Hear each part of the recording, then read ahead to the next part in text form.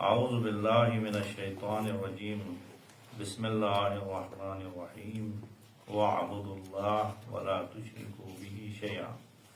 خداوند عالم سورہ مبارک نساء کی 36 نمبر آیت میں اپنے بندوں کو حکم دے رہا ہے کہ آپ لوگ صرف اور صرف خدا کی عبادت کریں، اور عبادت بھی کیسے ہو؟ عبادت خلوص کے ساتھ، اخلاص کے ساتھ ہو۔ وَلَا تُشْرِكُوا بِهِ شَيْئًا، اس عبادت میں شرک شامل نہیں ہو، کیونکہ بہت سارے لوگ عبادت کرتے ہیں لیکن کیا عبادت کے اندر شرک ہوتا ہے۔ اسی لیے خداوند عالم خود سے سورہ یوسف میں ارشاد فرما رہا ہے کہ وَمَا يُؤْمِنُ أَكْثَرُهُم بِاللَّهِ إِلَّا وَهُمْ مُشْرِكُونَ، خدا کے اوپر ایمان لائے جو مومنین ہیں وہ نہیں ہیں۔ وَمَا يُؤْمِنُ أَكْثَرُهُم باللہ، خدا کے اوپر ایمان لانے والے مومنین نہیں ہے، الا وہم مشرکون، ایمان کے ساتھ وہ شرک میں بھی مبتلا ہے۔ اب عبادت میں بھی اس طرح ہوتا ہے، عبادت کرتے ہیں لیکن عبادت میں اخلاص نہ ہونے کی وجہ سے شرک میں پڑ جاتا ہے۔ اسی لیے خدا تعالیٰ حکم دے رہے ہیں وَاعْبُدُوا اللَّهَ وَلَا تُشْرِكُوا بِهِ شَيْئًا، خدا عالم کی عبادت کریں اور خدا عالم کی عبادت میں کسی کو بھی خدا کے ساتھ شریک مت قرار دیں۔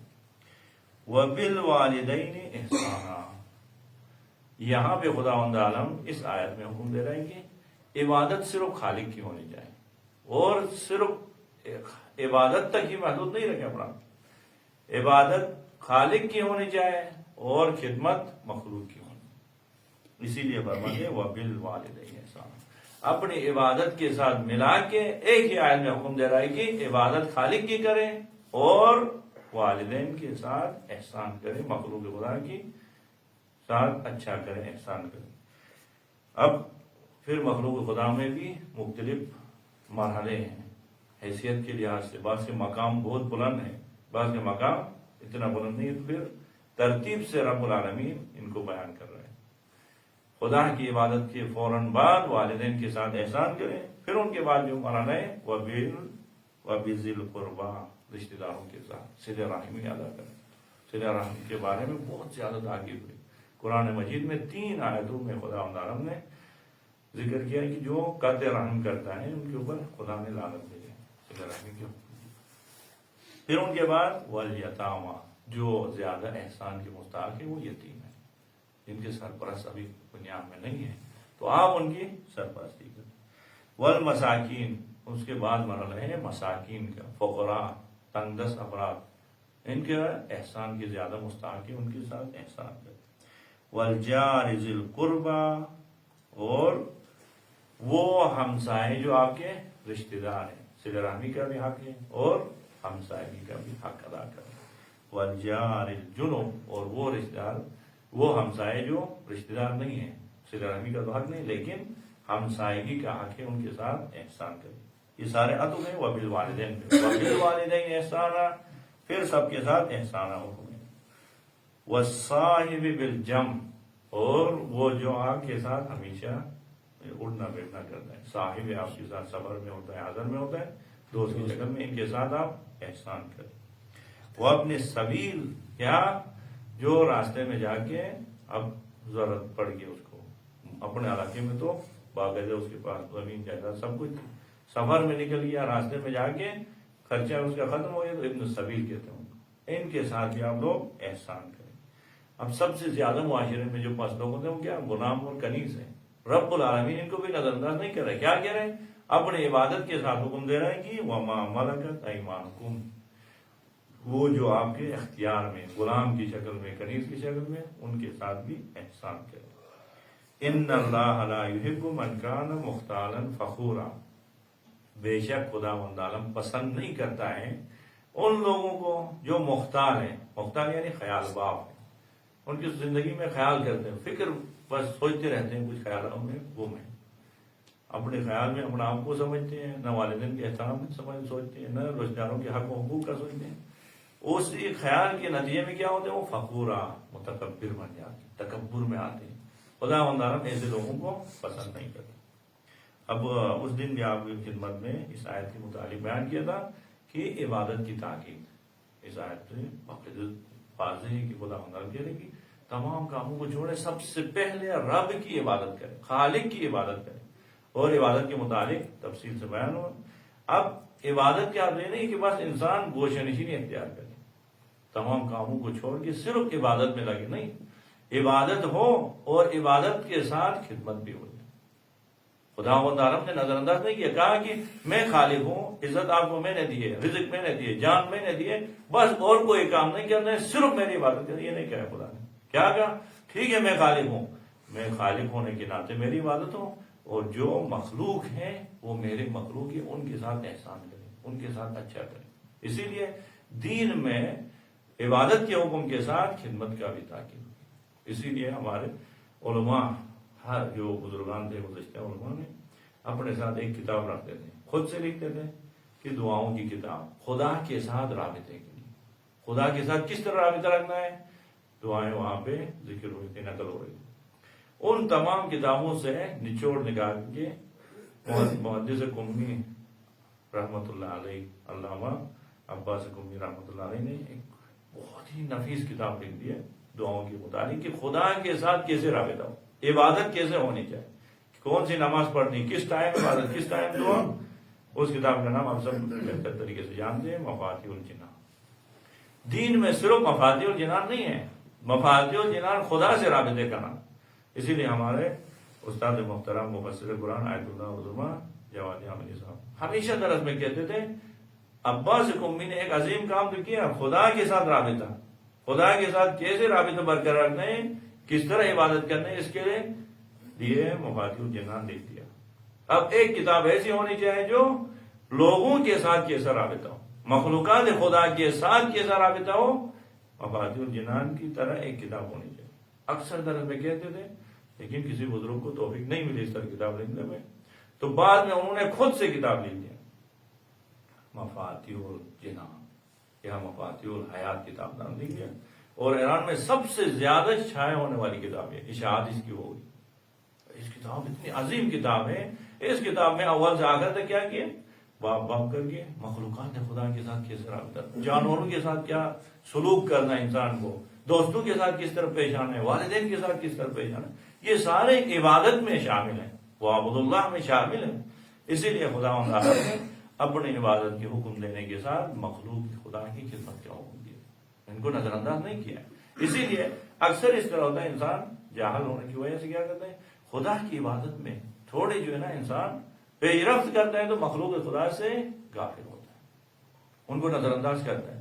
نماز شب، نماز تہجد پڑھنے کی توفیق ملتی ہے، بعض خوشک لوگ جیسے آپ سے اس طرح نہیں، وہ نماز شب اگر پڑھتے ہیں تو کیا کرتے ہیں، سارے لوگوں کو فاسق سمجھتے ہیں، سارے لوگوں کو گناہگار سمجھتے ہیں، اپنا آپ کو کچھ سمجھتے۔ خداوند نے اس کی نفی کی، کہا کیا، وَاعْبُدُوا اللَّهَ وَلَا تُشْرِكُوا بِهِ شَيْئًا، خدا کی عبادت ہونی چاہیے، وَبِالْوَالِدَيْنِ إِحْسَانًا۔ پھر آپ اپنی عبادت کے ذریعے سے لوگوں کو نظر انداز نہیں کریں، کیونکہ خداوند عالم نے مخلوق خدا کے بہت احترام رکھا ہے۔ اب مخلوق خدا میں بہت سارے مخلوقات ہیں، ان میں سے خاص طور پہ انسان کا احترام، عبادت کے ساتھ انسان کے احترام کا خیال رکھیں۔ اسی لیے رب العالمین سورہ مبارک بقرہ میں انسان کے مقام کو کیسے بیان کرتا ہے، رب العالمین انسان کے مقام کو بیان کرتے فرماتا ہے، وَإِذْ قَالَ رَبُّكَ لِلْمَلَائِكَةِ إِنِّي جَاعِلٌ فِي الْأَرْضِ خَلِيفَةً، اور ہم باقاعدہ فرشتوں کو خداوند عالم تعارف کرا رہا ہے کہ انسان کیا ہے، انسان کے مقام کیسا ہے۔ اس وقت کو یاد کرو جب ہم نے زمین پہ اپنا خلیفہ مقرر کر دیا، دیکھیں انسان خلیفۃ اللہ ہے۔ اب جس خدا کی ہم عبادت کر رہے ہیں اس خدا نے کیا کیا ہے، انسان کو اپنا خلیفہ بنا کے زمین پہ رکھا ہے، اس کا بھی خیال رکھے۔ یا سورہ مبارک ہے مومنون کی 14 نمبر آیت میں خدا انہوں کیا کہتے ہیں، بہترین مخلوق میرا انسان کرا، انسان کی خلقت کی وہ سارے ملائک بیان کرتے، وَلَقَدْ خَلَقْنَا الْإِنسَانَ مِنْ سُلَالَةٍ مِنْ طِينٍ، اس سلسلے کو بیان کرتے کیا فرماتے ہیں، جب انسان کی کامل خلقت کامل ہو جاتی ہے تو خدا عالم ناز کرتے فرماتے ہیں، فَتَبَارَكَ اللَّهُ أَحْسَنُ الْخَالِقِينَ، بابرکت ہے وہ ذات جس نے بہترین مخلوق کر رکھی۔ یا سورہ 3 میں کیا کرتے ہیں، خدا عالم فرماتے ہیں، لَقَدْ خَلَقْنَا الْإِنسَانَ فِي أَحْسَنِ تَقْوِيمٍ، بے شک انسان بہترین خلقت انسان کی ہوگی۔ یا سورہ مبارک اسراء کی 70 نمبر آیت میں خدا تعالیٰ انسان کے مقام عظمت اس طرح بیان کرتے ہیں، وَلَقَدْ كَرَّمْنَا بَنِي آدَمَ وَحَمَلْنَاهُمْ فِي الْبَرِّ وَالْبَحْرِ وَرَزَقْنَاهُمْ مِنَ الطَّيِّبَاتِ وَفَضَّلْنَاهُمْ عَلَى كَثِيرٍ مِّمَّنْ خَلَقْنَا تَفْضِيلًا۔ جس خدا نے اپنی عبادت کا ہمیں حکم دیا ہے، اس خدا نے ہی انسان کو یہ عظمت بخشا ہے۔ رب العالمین نے اعلان کرتے کیا، ہم نے کرامت عطا کی ہے آدم کے بیٹوں کو۔ ذاتی طور پہ انسان ہونے کے ناطے کرامت انسانی کے وہ مالک ہیں، ان کی کیا ہے، کرامت کے خیال رکھنا۔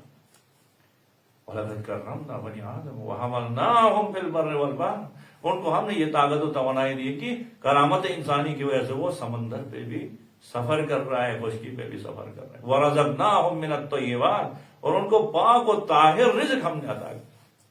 وَفَضَّلْنَاهُمْ عَلَى كَثِيرٍ مِّمَّنْ خَلَقْنَا تَفْضِيلًا، تمام مخلوقات میں ہم نے انسان کو فضیلت دی۔ اور ہم خدا کی عبادت کرتے ہوئے کہیں ایسا نہ ہو کہ عجب میں مبتلا ہو جائے، خود پسندی میں مبتلا ہو کہ کہیں کسی خدا کی عبادت نہیں کرتے، اس سے میری عبادت بہت زیادہ ہے، بس بہت سے میں اچھا ہوں گا۔ نہیں، یہ کرامت ذاتی رکھتا ہے، انسان ہونے کے ناطے بھی اپنا ایک مقام ہے۔ اسی وجہ سے خداوند عالم انسان بھی اتنی عظمت بخشتا ہے، کہتا ہے کہ ایک انسان کی قتل پوری انسانیت کے قتل کرا دیتے ہیں۔ سورہ مبارک مائدہ کی 33 نمبر آیت میں کیا فرماتے ہیں، من اجل ذلك كتبنا على بني اسرائيل انه من قتل نفسا بغير نفس او فساد في الارض فكأنما قتل الناس جميعا، جس نے بغیر کسی خطا کے ایک انسان کو قتل کیا، فكأنما قتل الناس، وہ اس نے پوری کائنات کو قتل کیا۔ اور اسی طرح اگر کسی انسان کو بچایا، کسی کی جان کو بچایا، خدا نہیں کہتے ایک، اس کا مقام اتنا ہے کہ وَمَنْ أَحْيَاهَا فَكَأَنَّمَا أَحْيَا النَّاسَ جَمِيعًا، اگر کسی نے ایک کی جان بچائی تو وہ ہے پوری انسانیت کو بچانے کا اجر و ثواب پائے۔ اب دیکھیے خداوند عالم نے اپنی عبادت کے حکم دینے کے ساتھ مخلوق خدا کی خدمت کا حکم دیا۔ اب مخلوق خدا سارے برابر نہیں ہے، انسان ہونے کے ناطے انسان کے یہ مقام، پھر انسان کے اندر بھی کچھ بافضیلت لوگ، با کرامت لوگ، وہ پھر اپنی خاص خصوصیات کی وجہ سے، ان میں سے ایک اہم ترین خصوصیت جو ہے ایمان ہے۔ اگر کسی کے دل میں ایمان داخل ہو جائے تو پھر ایمان کی وجہ سے اس کے مقام بڑھ جاتا ہے۔ خدا نے جس طرح اپنی عبادت کی تاکید کی ہے، مومن کے احترام اور مومن کی خدمت کے بھی تاکید سے خدا مندارم نے قرآن میں پہلے مومن کی شان کو خدا مندارم نے قرآن میں عجیب طریقے سے بیان کی۔ واقعی ہمیں ان چیزوں کی طرف توجہ دے رہے ہیں۔ اگر خدا مندارم کی عبادت کے حکم ہوئی، وعبد اللہ کہہ رہے خدا مندارم، یہی خدا کیا کہتا ہے، اگر پوری کائنات کی مخلوق کی عبادت آپ لے کے آئے، پوری کائنات نے لوگوں نے جتنی عبادت کی اتنی عبادت آپ لے کے آئے، لیکن اگر آپ نے کسی مومن کو عمدن قتل کیا تو آپ کو ہمیشہ ہمیشہ کے لیے جانا ہے۔ سورہ نساء کی 93 نمبر آیت میں کیا فرماتے خدا مندارم، وَمَن يَقْتُلْ مُؤْمِنًا مُتَعَمِّدًا فَجَزَاؤُهُ جَهَنَّمُ خَالِدًا فِيهَا، جو بھی کسی مومن کو عمدن قتل کرے تو پھر اس کے بعد جتنی عبادتیں وہ نہیں دیکھتا ہے خدا، تمام عبادتیں ان کے منہ پہ مار کے کیا کہتے ہیں، فَجَزَاؤُهُ جَهَنَّمُ، فائے تفریح فائے نتیجہ، قتل کے ساتھ بس فوراً اس کا جزا جہنم۔ خدا نہیں دیکھتے یہ بہت بڑا عبادت گزار تھا، عابد تھا، ان کی عبادتیں کام آئیں گی، نہیں، اگر مومن کو قتل کیا پھر تمام عبادتیں ضائع ہو۔ وَمَن يَقْتُلْ مُؤْمِنًا مُتَعَمِّدًا فَجَزَاؤُهُ جَهَنَّمُ خَالِدًا فِيهَا وَغَضِبَ اللَّهُ عَلَيْهِ، اور پھر خدا غضبناک ہے اس کے اوپر، وَلَعَنَهُ، اور خدا کی لعنت ہے اس کے اوپر، وَأَعَدَّ لَهُ عَذَابًا عَظِيمًا، اور عذاب عظیم اس کے لیے آمادہ ہوتا ہے۔ دیکھیں عبادت کی بات ہو رہی، تو جب عبادت پھر تقاضوں کے ساتھ مومن کی شان کو خیال، اب یہ تو عمدن کسی کو قتل کرے، جان بوجھ کے کسی کو قتل کرے، اگر غلطی سے کرے تو غلطی سے تو گناہ نہیں ہوتا۔ پیغمبر پاک کی وہ عظیم حدیث ہے، ان امتی تسعہ، میرے امت سے 9 چیزوں کو ہٹایا ہے، ان میں سے کیا ہے، نسیان، بھول کے غلطی سے خطا سے کسی کو قتل کرے، کوئی خطا عام گناہ اگر غلطی سے ہو جائے تو کوئی مواخذہ نہیں ہے، لیکن چونکہ انسان کو قتل کیا، انسان کی کرامت اتنی، مومن کو قتل کیا تو خدا مندرم یہاں نہیں بخشتا ہے۔ کیا کہتے ہیں سورہ مبارک ہے نساء کی 93 نمبر آیت میں، وَمَا كَانَ لِمُؤْمِنٍ أَن يَقْتُلَ مُؤْمِنًا إِلَّا خَطَأً، کسی کے بندے کے لیے یہ حق نہیں ہے کہ ایک مومن کو قتل کرے، الا خطأ، غلطی سے تو قتل ہو سکتے ہیں، انسان ہے بلا، کہیں ایکسیڈنٹ ہو گیا، کہیں کچھ کیا، غلطی سے قتل ہو تو کیا ہے سزا؟ معاف ہوگا. ہاں شرائط کے ساتھ معاف کر دیں. مومن کے مقام اتنا ہے. وما كان لمؤمن ان يقتل مؤمنا الا خطا ومن قتل مؤمنا خطا فتحرير رقبة مؤمنة ودية مسلمة الى اهله لا يصدق. اگر کسی مومن کو غلطی سے قتل کیا تو اب اس گناہ کو بخشوانا ہے تو کیا کریں؟ ایک غلام کو آزاد کرنا ہے اور 100 اونٹ کی قیمت 100 اونٹ ان کو دیے کی شکل میں دینا ہے. ادا کریں گے تو پھر معاف کریں. یہ دیکھیں مومن کی مقام، مومن کی شان آیات میں، روایات میں پیغمبر پاک نے باقاعدہ صریح طور پہ کہا کہ خانہ کعبہ کی عظمت سے زیادہ مومن کی عظمت ہے. اسی وجہ سے ہم کچھ نہیں کہتے. اگر کال آئے تو بھی مومن کے ایسا احترام کا خیال رکھتے ہوئے تو اب اس کی کال کو بھی اٹھانا ہے، کیونکہ مومن کی کال آ رہی. مومن کا احترام اتنا ہے کہ کلاس کے احترام پامل ہو جائے تو ہو جائے، لیکن مومن کے احترام پامل نہیں ہونا چاہیے. کیونکہ پیغمبر پاک نے کیا کہا؟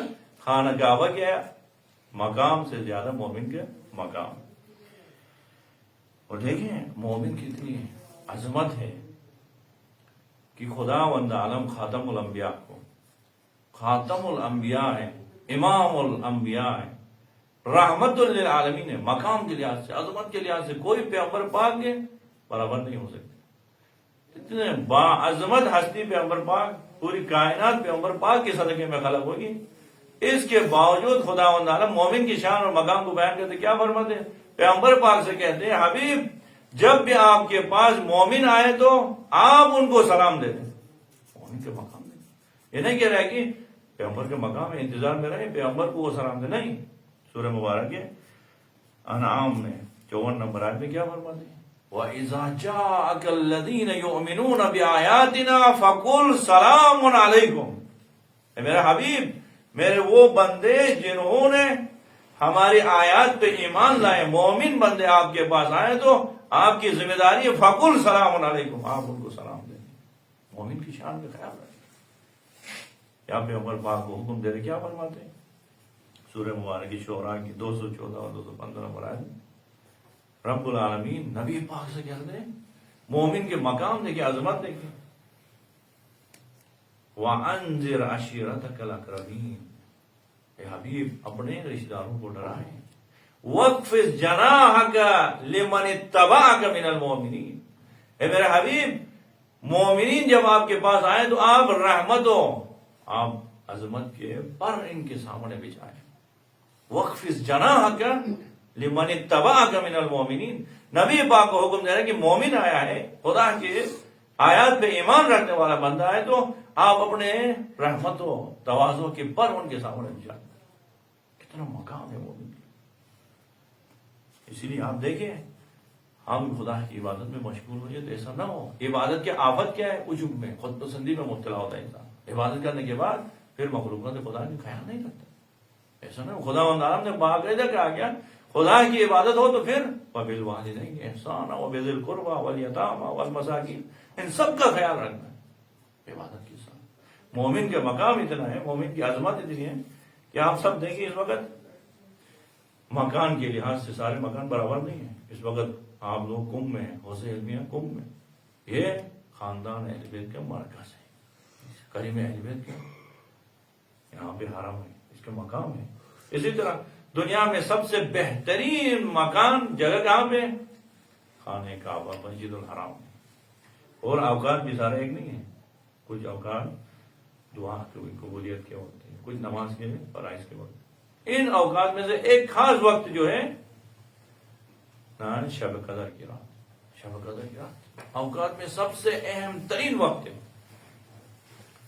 شب قدر کی رات ہے. اور عبادتوں میں سب سے اہم ترین عبادت ہے نماز. جیسے ہمارے کیا ہوتے خطیب حضرات بعض اوقات کوئی اچھے سے جملہ دینا ہو تو کیا کہتے ہیں؟ ایک اہم جملہ یہاں چھوڑے جا رہا ہوں. میں بھی آپ کو بہت ایک اہم بات پہنچانے کی کوشش کر رہا ہوں کہ آپ کی توجہ آپ کو کیا مکان میں سب سے اہم ترین مقام مسجد الحرام.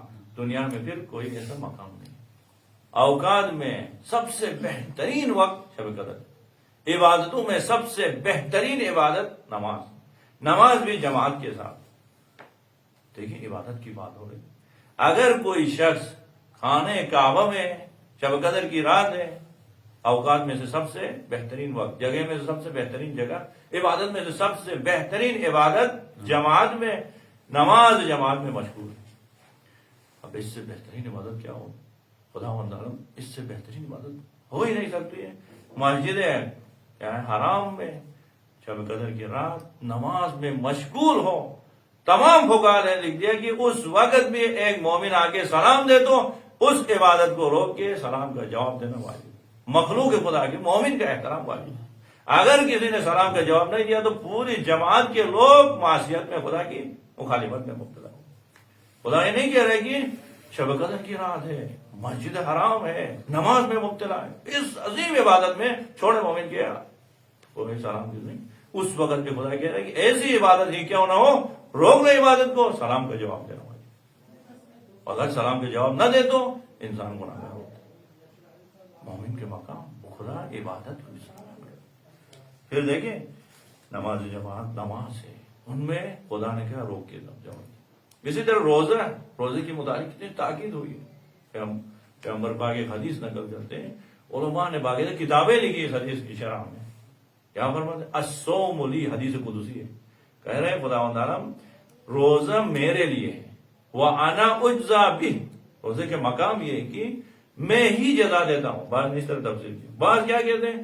الصوم لی، روزہ میرے لیے ہے، وَأَنَا أُجْزَىٰ بِهِ، میں خود اس کا جزا بنتا ہوں. خالق جزا بنتا ہے. اب ایسے عبادت میں مشغول آپ نے روزہ رکھ لیا، روزے کی حالت میں ہے، ایسی عبادت میں اگر کوئی مومن آ کے آپ کو دعوت کرے، خداوند کیا کہتے ہیں؟ اس وقت اس نیت کے ساتھ کہ مومن کے دل کو خوش کراؤں، جا کے روزہ توڑ دیں، تو خداوند نے آپ کو دو حصے ثواب دیتا ہے. ایک اس دن روزہ رکھنے کا بھی ثواب دے رہا ہے، اور دوسرا ایک مومن کو خوش کرانے کا ثواب. خدا کہہ رہے ہیں کہ بس یہ عبادت مجھے مزید نہیں چاہے، روزہ جیسی عظیم عبادت کو روک لے، مومن کے دل کو خوش کریں، جا کے کھائے. اب کتاب لوموں میں باقاعدہ شہید نے لکھا ہے کہ اگر اس وقت اس نیت سے کھائے میں بھوکا ہوں، ویسے بھی پیاس لگی تھی، ایک بہترین شربت دیا، کھاؤ گے تو نہ روزے کا ثواب ملے گا نہ مومن کو خوش. ادھر نیت ہے نہیں کہ مومن کو خوش کرانا ہے، مومن کے سوال کو رد نہیں کرنا ہے، اس عنوان. اسی لیے کتاب شرح ہے جنود و عقل امام خمینی رحمۃ اللہ علیہ کی، وہ عظیم کتاب، اس کتاب میں ایک حدیث نقل ہوئی.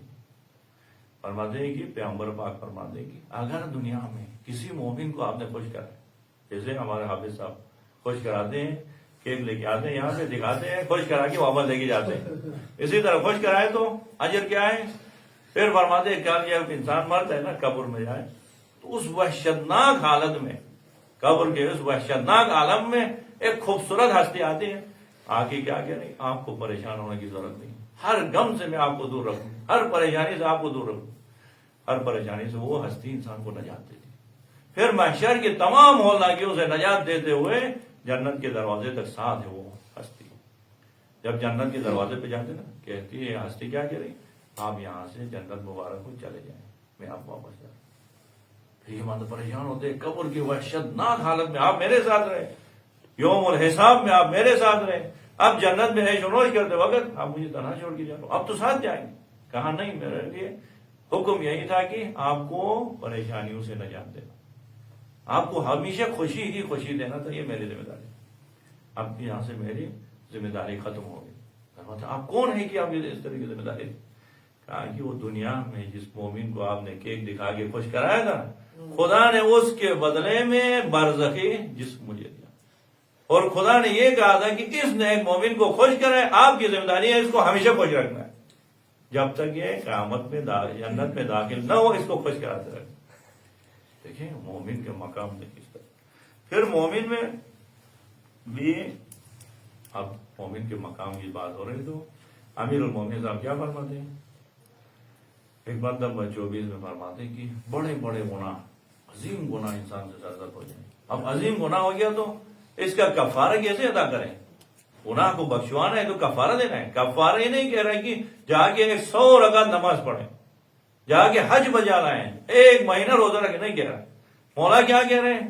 من کفارات الذنوب العظام، بڑے بڑے عظیم گناہوں کا کفارہ اغاثۃ الملہوب والتنفیس عن المکروہ، عظیم گناہوں کا کفارہ ہے کہ غم زدہ لوگوں سے غم کو دور کریں، ضرورت مند لوگوں کو ضرورت پوری کریں۔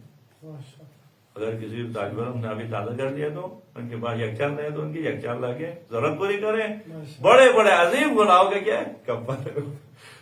مولا یہ فرماتے دیکھو عظیم گناہ کیا، خدا کی مخالفت ہوگی، معصیت خدا کیا ہے، خدا نہیں، اب مولا نہیں کہہ رہے کہ اس گناہ کا کفارہ یہ ہے کہ آپ شب بیداری کریں، روئے، عبادت کریں، نہیں، اس کا کفارہ ہے کہ آپ مومن کی پریشانی کو دور کریں، مومن کی ضرورت کو پوری کریں۔ اب دیکھیں خداوند عالم نے یہاں پہ بھی اس ترتیب کے ساتھ بیان کیا، وَاعْبُدُوا اللَّهَ وَلَا تُشْرِكُوا بِهِ شَيْئًا وَبِالْوَالِدَيْنِ إِحْسَانًا وَبِذِي الْقُرْبَىٰ، یعنی لوگوں میں بھی ہر بند برابر نہیں ہے، کچھ انسان ہونے کے ناطے ان کی ذمہ داریاں پڑتی، کچھ مومن ہونے کی وجہ سے مقام ہے، پھر کچھ والدین ہونے کی وجہ سے، پھر خداوند اپنی عبادت کے ساتھ ملا کے کیا کہہ رہے ہیں، وَبِالْوَالِدَيْنِ إِحْسَانًا، عبادت خدا کی ہو اور احسان والدین کے ساتھ، احسان میں سب سے پہلے والدین کے نمبر مستحق، کیوں؟ وہ آپ کی مجازی خدا ہے، دنیا میں لانے میں اور آپ کی تربیت کرنے میں ان کا، اور خداوند عالم قرآن مجید میں اطاعت کا حکم دے رہے ہیں، والدین کی اطاعت، اپنے اطاعت کے ساتھ ملا کے والدین کی اطاعت، عبادت کے ساتھ کیا کہتے ہیں سورہ مبارک ہے اسراء میں 23 اور 24 نمبر آیت میں، وَقَضَىٰ رَبُّكَ أَلَّا تَعْبُدُوا إِلَّا إِيَّاهُ، یہ آپ کے رب نے فیصلہ کیا ہے، یہ اٹل فیصلہ کیا کہ اللہ تعبدوا الا اياه، عبادت نہیں ہونی ہے کسی کی بھی، الا، اگر عبادت کرتے ہیں تو صرف خدا ہے۔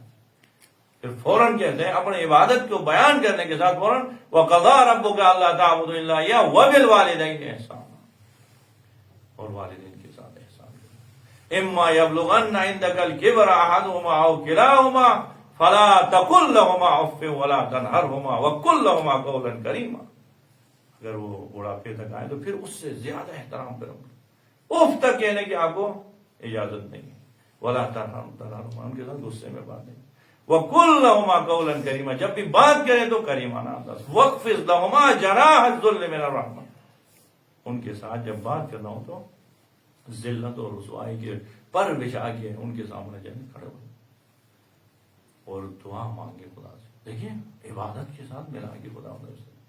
یا سورہ لقمان کی 12 نمبر آیت 13 نمبر آیت میں اپنے توحید کا حکم، وَإِذْ قَالَ لُقْمَانُ لِابْنِهِ وَهُوَ يَعِظُهُ يَا بُنَيَّ لَا تُشْرِكْ بِاللَّهِ إِنَّ الشِّرْكَ لَظُلْمٌ عَظِيمٌ، شرک کی بات ہو گئی، پھر فوراً خداوند عالم نے کیا کہا، وَوَصَّيْنَا الْإِنسَانَ بِوَالِدَيْهِ، ہم نے وصیت کیا انسان کو کہ وہ والدین کا احترام، والدین کے حق و حقوق کا خیال رکھے، اور خاص طور پہ والدین میں بھی ماں کے خیال رکھے۔ خود خداوند عالم ماں کی عظمت کو بیان کرتے کیا کہتے ہیں، وَوَصَّيْنَا الْإِنسَانَ بِوَالِدَيْهِ حَمَلَتْهُ أُمُّهُ وَهْنًا عَلَىٰ وَهْنٍ وَفِصَالُهُ فِي عَامَيْنِ، اس ماں کا خیال رکھیں جس نے آپ کو اٹھا کے بیٹھا 9 مہینے تک شکم میں، پھر 2 سال تک آپ کو دودھ پلایا، حملتہ وہنا علی وہن، یعنی وہنا علی وہن کیا، ماں نے ان کو اٹھا کے رکھا، تو کہہ رہے ہیں ماں کمزور ہوتی جا رہی ہے، ایک کمزوری کے بعد دوسری کمزوری، سستی کے بعد سستی، یعنی بچے ماں کے شکم میں طاقتور ہوتا جا رہے ہیں اور ماں کمزور ہوتی ہے، کیونکہ طاقتور ہونے کے ساتھ ماں کی غذا کو کھاتے، کم پڑتے تو ماں کے خون کو چوسنا شروع کرتے، پھر کم ہوتا ہے، بچے طاقتور ہوتے ہیں، پھر ماں کی غذا سے نہیں، وہ خون سے نہیں تو ہڈیوں کو چوسنا شروع کرتے۔ اسی لیے خداوند نے کیا کہہ رہے ہیں، وَوَصَّيْنَا الْإِنسَانَ بِوَالِدَيْهِ حَمَلَتْهُ أُمُّهُ وَهْنًا عَلَىٰ وَهْنٍ وَفِصَالُهُ فِي عَامَيْنِ، یہ سارے کیوں بیان کرتے ہیں خداوند عالم، کہہ رہے ہیں کہ انشکر لی وَلِوَالِدَيْكَ، تاکہ یہ سارا ماجرا بیان کرنے کا مقصد یہ کہ آپ خدا کے شکر بجا لائیں، وَلِوَالِدَيْكَ، اور اپنے والدین کا بھی شکر بجائیں۔ عبادت صرف یہ نہیں کہ آپ گوشہ نشینی اختیار کریں، معاشرے سے ہٹ جائیں، بس خدا خدا اللہ اللہ تسبیحات میں نہیں، آپ عبادت کر رہے ہیں تو آپ کی ذمہ داری بڑھ گئی، عبادت گزار لوگ پھر والدین کا احترام بھی زیادہ کرتے ہیں۔ انشکر لی وَلِوَالِدَيْكَ، امام رضا علیہ السلام فرماتے کیا، اللهم صل على محمد وعلى محمد۔ امام رضا علیہ السلام عالم محمد فرماتے ہیں کہ اس بندے نے اپنے ساتھ مذاق کیا جس نے خدا کا شکر بجا لایا اور والدین کا شکر بجا لایا۔ اب دیکھیں مخلوقات خدا کی خدمت عبادت کی بات ہوئی، وَاعْبُدُ اللَّهَ، تم مخلوقات خدا کی خدمت کی کتنا اجر و ثواب ہے۔ امام حسن علیہ السلام فرماتے ہیں خصلتان لیس فوقہما من البر شیء، دو خصلتیں ایسے ہیں کہ نیکیوں میں سے اس سے بڑھ کے کوئی نیکی نہیں، تمام نیکیوں کے سردار ہیں دو نیکیاں۔ وہ کیا؟ الایمان باللہ، ایک خدا کی عبادت، وہی عبادت کرنا، ایمان لانا ہے۔ دوسرا خدا کی عبادت سے ساتھ ملا کے فرماتے ہیں النفع بعباد اللہ، خدا کے بندوں تک نفع پہنچانا، کسی کی مدد کرنا، کسی کے لیے آپ فائدہ مند ثابت ہونا۔ یا اس طرح فرماتے ہیں وخصلتان لیس فوقہما من الشر شیء، دو ایسے برے خصلتیں ہیں اس سے بدتر خصلتیں نہیں ہو سکتی۔ وہ کیا ہے؟ الشرک باللہ والشر لعباد اللہ، شرک باللہ اور خدا کے بندگان کو نقصان پہنچانا۔ خدا کی مخلوق کی عبادت خدمت کرنا کتنا عظیم عبادت ہے پتہ۔ امام حسن مجتبی بیٹھے تھے مسجد میں اعتکاف میں مشغول تھے، ایک بندہ نے آ کے ان سے تقاضا کیا مولا میری کوئی مشکل ہے، مشکل کو حل کرے۔ امام حسن مجتبی مسجد چھوڑ کے اعتکاف چھوڑ کے نکل گئے۔ ساتھ والے نے کہا راوی نے مولا آپ کو پتہ نہیں ہے، بھول گئے آپ اعتکاف میں؟ کہا مجھے یاد ہے اعتکاف میں ہوں، لیکن میں نے اپنے نانا سے سنا ہے کہ کسی مومن کی حاجت کو پورا کرنا 1 مہینہ عبادت کرنے سے افضل ہے۔ ادھر بیٹھ کے 3 دن خستگی میں بھوک اور پیاس کے ساتھ کرنے سے مومن کی جا کے مدد کر کے 1 مہینے کا ثواب۔ یا امام جعفر صادق علیہ السلام جو وہ واقعہ کہ وہاں پہ طواف کر رہے تھے، طواف میں تھے، دیکھا تو ایک مومن نے صرف اشارہ کیا ہے، طواف چھوڑ کے خدمت میں حاضر، خدا کی عبادت و بہترین جگہ میں طواف میں۔ دیکھیے خدا مخلوقات خدا کی خدمت ایک بات ہے کہ اب جیسے آپ درس میں ہوتے ہیں، اسی طرح نجف میں عرفان کے جو درس ہوتا تھا، کیا یادیں تھی اس وقت۔ آیت اللہ علی کا طباطبائی جب درس دیتے تھے، عظیم وہاں پہ عرفا علامہ طباطبائی کی طرح مختلف آیت اللہ بہجت کی طرح، یاد ہے آپ کو اس درس کی کتنا مزہ آتا تھا وہاں پہ زمانے میں۔ پھر اسی طرح ایک دفعہ درس ہو رہا تھا، درس میں آیت اللہ قاضی طباطبائی کسی کی طرف سر اٹھا کے نہیں دیکھتے تھے، وہ عظیم عارف سر نیچے کر کے عرفان کی طرف دیکھی جاتی۔ ایک دن درس کے درمیان کیا احسن آفرین آفرین محمد حسین بہبانی آفرین آپ کو، سارے شاگرد حیران ہو گئے، آج استاد نے آفرین کہہ رہا ہے، ماشاءاللہ کہہ رہا ہے۔ استاد کسی کو مطلب دیکھتا نہیں تھا، وہ عارف تھا، ہماری طرف تھوڑا تھا کہ چھوٹی سی بات میں ڈانٹے، چھوٹی سی بات پہ تعریف کرے۔ عارف ہے، سالوں سال مشکل سے ایک طالب علم کو سر اٹھا کے ایک نصیحت کرتا تھا، اس قابل بنتا تھا شاگرد کہ ان کو ایک طرف اپنے جو نا رحمت کی نظر کر۔ اب درس کے درمیان اپنے درس کو روک دیا، احسن احسن آفرین محمد حسین بہبانی، سارے شاگرد حیران ہو گئے، کیا ماجرا ہے؟ دیکھا ڈھونڈنا تو محمد حسین بہبانی آج درس میں ہی نہیں ہے، وہ غائب ہو گیا۔ اور ادھر سے استاد نے درس روک کے ماشاءاللہ کہتا ہے۔ پھر تھوڑی دیر مزید درس دیا، درس تھوڑا آگے بڑھا تھا، پھر دوبارہ درس روک کے احسن آفرین محمد حسین بہبانی آفرین کا، پھر درس آگے سلسلہ چلتا۔ پھر تیسری دفعہ درس کو روک کے احسن آفرین آفرین محمد حسین بہبانی آفرین۔ شاگردوں کی حیرت کی انتہا ہو گئی کہ کیا ماجرا ہے آج۔ درس ختم ہونے کے بعد ساروں نے محمد حسین بہبانی آج کہاں ہے ڈھونڈے پتہ نہیں چلا۔ پھر شام ٹائم پہ حرم امیر المومنین سے ملاقات ہوئی، کہا کہ آج استاد بار بار 3 دفعہ درس کو روک کے 3 دفعہ آفرین آفرین کہہ رہا تھا آپ کو، کون سا ایسا کام کیا تھا آپ نے؟ اس عبادت میں مشغول تھے کہ استاد نے آپ کو آفرین کیا۔ ہم درس میں بیٹھے تھے، ہمیں آفرین نہیں، آپ درس میں نہیں آ کے آفرین آفرین کہہ رہے ہیں آپ۔ اب کیا کر رہے ہیں؟ نے کہا کہ میں نے کچھ نہیں، میں سفر میں تھا، اسی وجہ سے درس میں بھی نہیں آیا۔ ہاں شاید استاد نے اس وجہ سے کہہ رہا ہوں، سفر میں جب کشتی میں بیٹھے تھے میرے ساتھ ایک بوڑھا شخص تھا، عمر رسیدہ شخص تھا، وہ سفر میں تھکے ہوئے تھے، ہم خود بھی سفر میں ایسے بھی غصہ آتا ہے، اس تھکاوٹ کے ساتھ دیکھا تو وہ بوڑھا بیچارہ تھک کے اپنا سر لا کے میرے کاندھے پہ رکھا۔ اب مجھے غصہ تو آیا، لیکن کہا کہ بوڑھا ہے ضرور تھکا ہوا ہے، برداشت کیا، اپنے غصے کو پی لیا.